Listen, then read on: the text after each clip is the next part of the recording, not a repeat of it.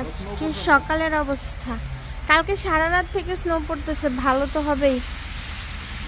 ও wow, কি সুন্দর! কালকে সারা রাত থেকে এইভাবে স্নো পড়তেছে, চারিদিক পুরো সাদা সাদা, এখনো পড়ছে অবশ্য।